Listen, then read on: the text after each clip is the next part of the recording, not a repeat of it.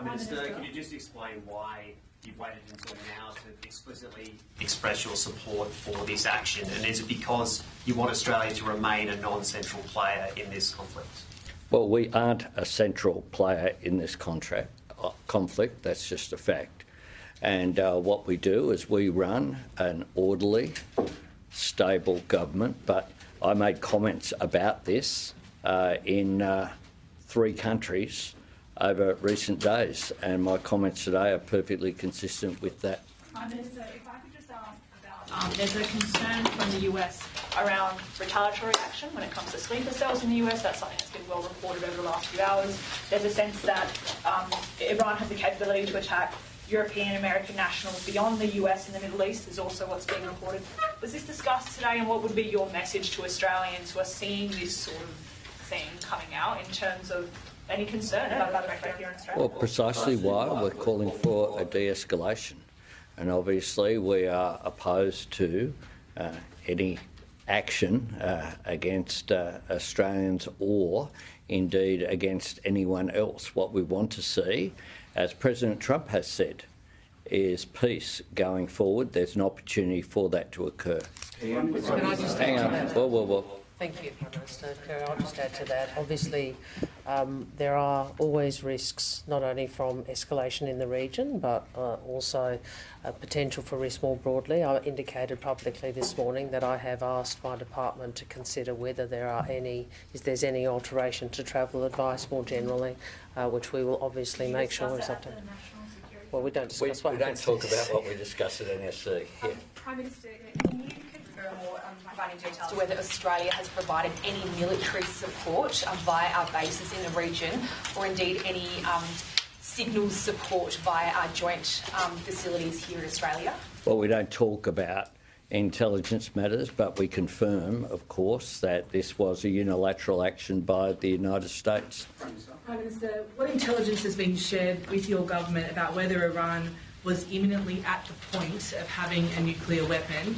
And following on from Jane's question, refer to previous answer. You're a government that talks about transparency and talks about being upfront with the Australian people. So was a facility like Pine Gap used in this attack? Was information that's been garnered there used as part of this attack on Iran? We are upfront, but we don't talk about intelligence, obviously.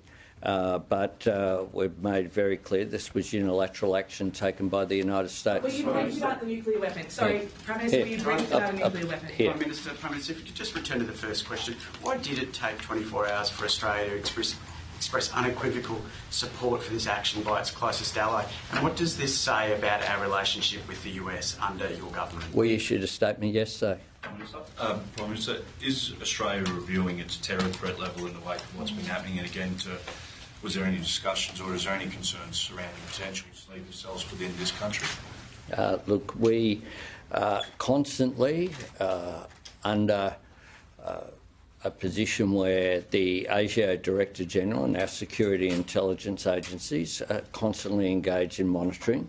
There's been no change in any of the advice that has been issued. Prime Minister, PM Starmer noted that his government was given prior warning of the US action in Iran, I think quite shortly before it took place, but he was given warning. Was ours? The UK has been one of the countries that's been at the negotiating table with Iran for many years on its nuclear weapons program. Just to follow up, so was your government briefed prior to the attack? This was unilateral action taken by the United States. PM, you weren't briefed? Is that the... This was unilateral action taken by the United States. Prime Minister, have you spoken to President Donald Trump since the G7 summit? No. Prime Minister, you talk about Tehran coming back to the negotiating table. They were in discussions with the US 10 days ago. Israel attacked it. It actually bombed its chief negotiator. Regardless of what you think about the regime, what incentive, hasn't this blown Tehran's trust in the negotiation process?